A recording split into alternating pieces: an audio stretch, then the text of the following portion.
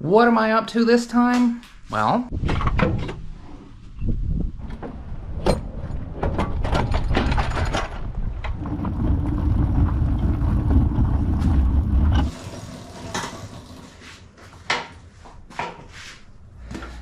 I just bought this mini bike for $100 and we're gonna see if it's gonna run. We're also gonna see if it's a piece of shit.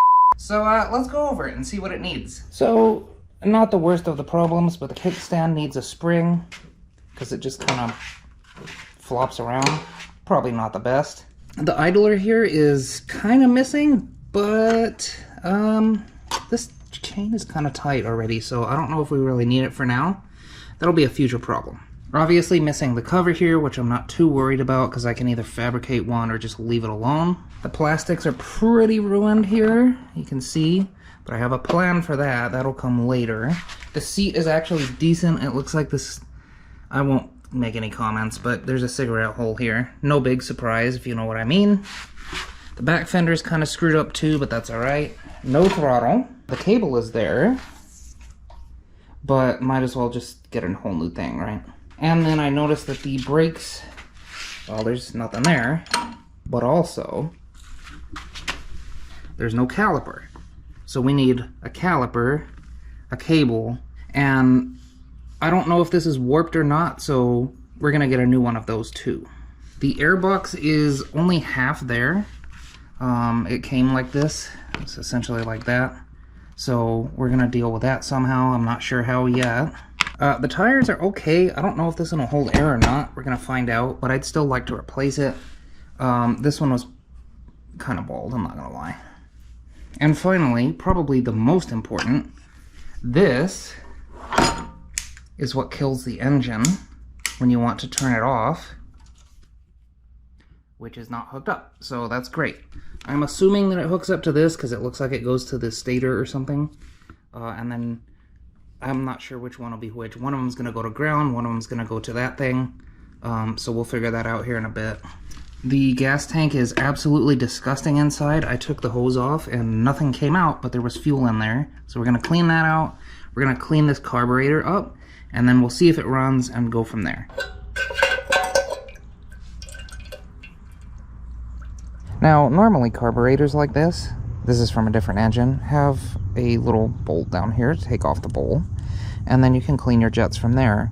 However, the one on the mini bike did not have that. So all I did was open up the throttle and blast inside there, and hopefully we did good enough. Same thing from the choke side and those little ports, and then I also blasted inside the little fuel fitting here. So let's hope that that was good enough. Now we're taking off the gas tank, which requires one bolt here, so that's two on the right side, and one on the left side here.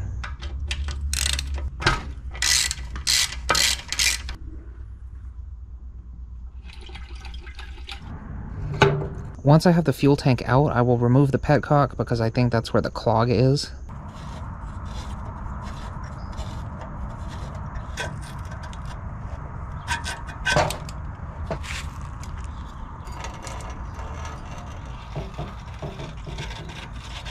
I will clean the inside of the fitting here with a wire brush.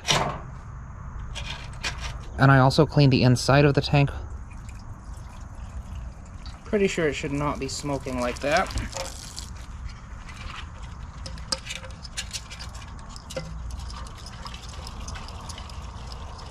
Yeah, I'm not wearing gloves, sue me.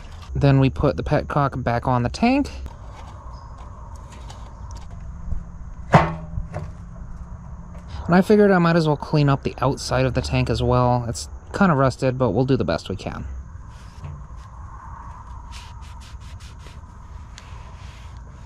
And don't forget, I had the strainer out on the top here where the gas cap is. That just slides right in. Then we can bolt the gas tank back in.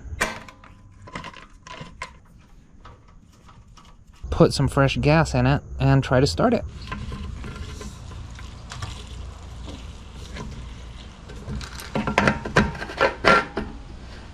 Alright. I got the fuel on. And we try to start it.